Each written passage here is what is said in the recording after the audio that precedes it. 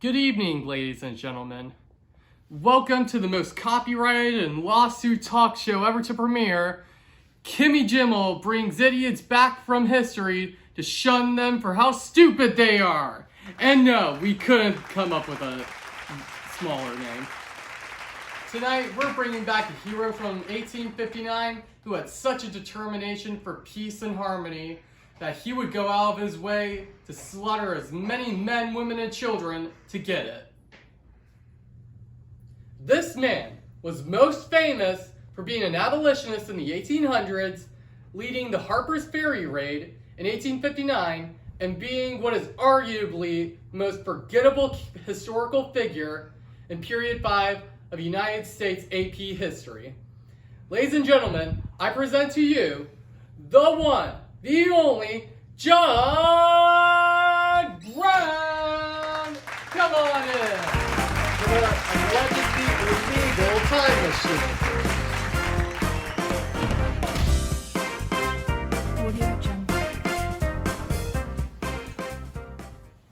I'd say it's nice to have you here, but I mean, it's never really nice to have any of you guys come here.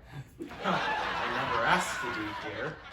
Yeah, that's not how that works here. You see, we bring idiots like you back from time, and we shun you for the stupid things you did in history until we made you feel enough like a jerk. Fine. Great! We pulled you out of time 1 month after the Harper's Ferry raid that you led on October 16th through 18th in 1859. And after you and your men were arrested after the failure of the said raid. Yes. Now I have some questions here for you that we in modern society could, easily Google. But hey, I didn't commit every single crime imaginable just to make this show not happen. Seriously though, it's a miracle we're still standing. Anywho, moving on. First question. What prompted you to begin the Harper's Ferry raid in the first place? Well, what it was my contribution to the anti-slavery movement by recruiting enslaved people to start the armed revolt that I hoped would have ended slavery once and for all. Your contribution? Yes, of course. What about the other 21 men that acquainted you in the raid? 2 of them being your sons.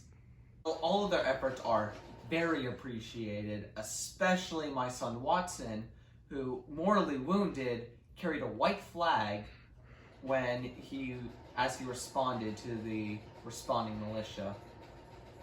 And did he, or even your other son Owen for that matter, consent to even be a part of the raid in the first place? Probably not. Oh yeah, that's gotta be crazy for sure. Mm-hmm. Anyway, as you might know, the slaves did not rise to your support, and in fact, the town citizens came and fought against you, and even troops under the command of Lieutenant Colonel Robert E. Lee arrested you and your men. Yeah, Robert E. Lee can just go for himself. Oh, okay, thanks. Well, speaking of which, I was gonna ask you, by the way, the last time you saw him was when you and your men were arrested by him and his men. But if he were here tonight, what would you have to say to him?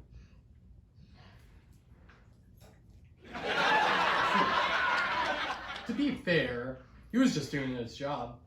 And not to mention, you were kind of a terrorist within your own country. And the Harper's Ferry raid isn't even the only example. You remember the Creek Massacre in 1856? Where you, slaughtered 5 slave supporters? Yeah, I don't recall that happening. Okay, yes, I see. Play the clip.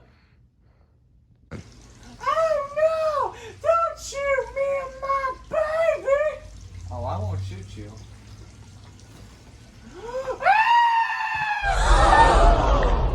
Oh, come on, that whore would have raised that little brat to be a pro-slavery anyway. Wait, where did you get that video? Well, at least she tried to defend her son. Not like you did with yours. Anyway, next question. What do you think your current president, James Bushman, would have thought about your actions in Harper's Ferry raid? Well, I for one think that he would agree with me. He was morally against slavery, was he not? That's true. But he did actually respond to your raid. It says here on December 1859, in his annual letter to Congress, he commented on your raid and called it a, quote, an incurable disease to the public mind. Oh, please. At least I did something and not sit on my lazy ass and just buy slaves just to free them. I fought for the end of slavery. He avoided it. Okay, I can actually agree on you with that. But moving on, because believe it or not, not far after the events of the Harper's Ferry raid, a civil war occurred within the country. Of course it did. It was bound to happen at some point with all of this bullshit going on. Yeah, but my question is, how do you think your acts led to this civil war? Well, despite my attempt at moral salvation, my actions probably could have led to some tension between the North and the South. Yeah. Well, I don't want you to think that that's all you're known for. I'll have you know that your fellow Northerners actually praise you for the raid that you started. And in fact, you might know a man named Frederick Douglass who, Of course. he eventually becomes one of the greatest abolitionists in the entire nation. Good on him. And he praises you for what you did. Let's go!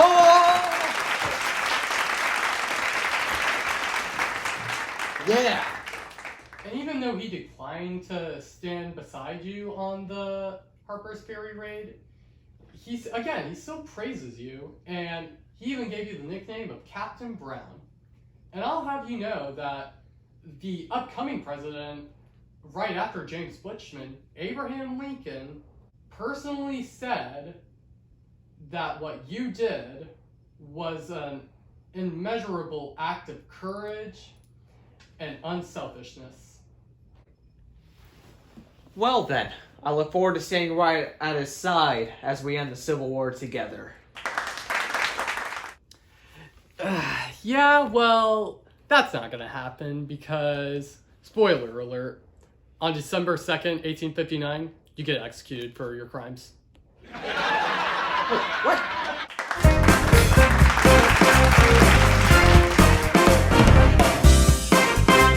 Audio Jungle.